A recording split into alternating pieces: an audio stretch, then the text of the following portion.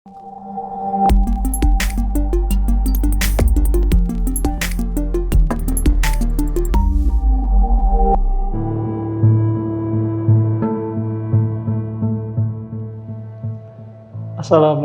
warahmatullahi wabarakatuh. Bismillahirrahmanirrahim. Ini adalah bulan Ramadan. Banyak dari kita berlomba-lomba dalam kebaikan, dan tidak sedikit sebagian muslim tidak melaksanakannya. Oh ruginya orang-orang yang menyia-nyiakan kesempatan pahala berlipat di bulan Ramadan yang tidak akan dia dapatkan di bulan-bulan lainnya. Ada anak bertanya pada bapaknya, "Ayah, bagaimana cara mengenal Allah?" "Anakku, salah satu cara mengenal Allah adalah dengan memperhatikan alam. Banyak ayat-ayat Al-Quran yang mengajak, bahkan menuntut manusia agar memperhatikan alam sekelilingnya. Allah berfirman di dalam surat Al-Baqarah ayat 164. Sesungguhnya pada penciptaan langit dan bumi, pergantian malam dan siang, kapal yang berlayar di laut dengan muatan yang bermanfaat bagi manusia, apa yang diturunkan Allah dari langit berupa air, lalu dengan itu dihidupkannya bumi setelah mati, kering, dan dia tebarkan di dalamnya bermacam-macam binatang dan perkisaran angin dan awan yang dikendalikan antara langit dan bumi. Semua itu sungguh merupakan tanda-tanda kebesaran Allah bagi orang-orang yang mengerti." Oke, nak, bisa dicek di dalam Al-Quran kalian. Di dalam Al-Quran yang ada terjemahannya juga, silakan dibuka surat Al-Baqarah ayat 164. Di sana Allah berfirman mengenai alam dan kekuasaannya, serta bagaimana Allah mengatur itu semuanya tanpa ada bantuan, karena Allah Maha Perkasa. Ayahnya pun melanjutkan perkataannya setelah membacakan firman Allah tersebut. "Anakku sayang, pada awal ayat di atas Allah meminta kita memperhatikan langit.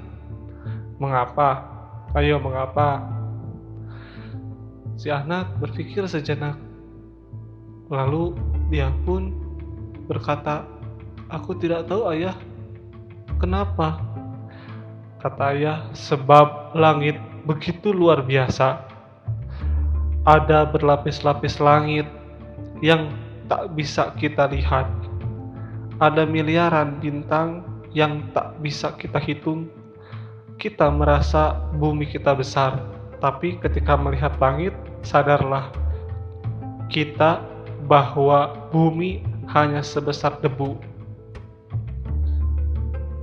Maka dari cerita ini kita tidak bisa menyombongkan diri bahwa kitalah yang paling unggul, orang lain tidak unggul.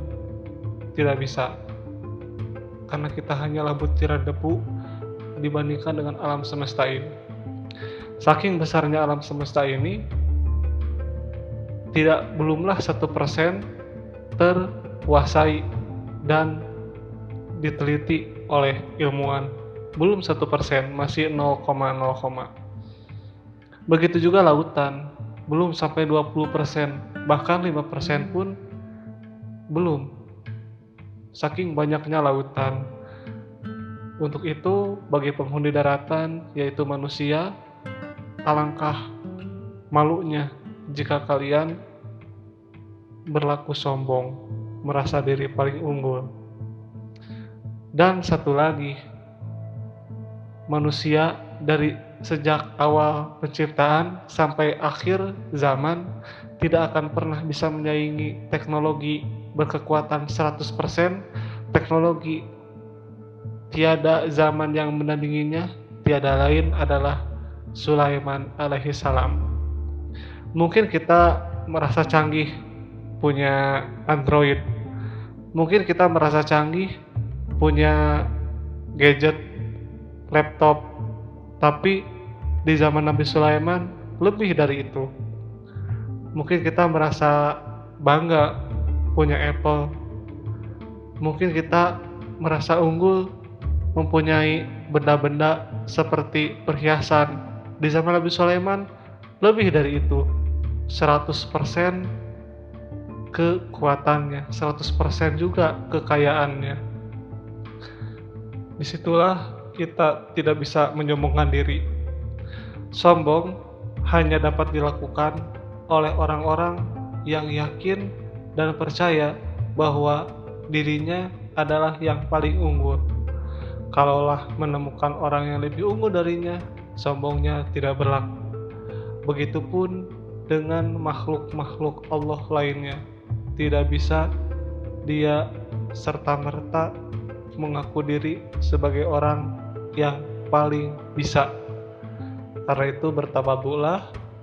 Jika kalian ingin sesuatu yang bermanfaat, tanyakanlah.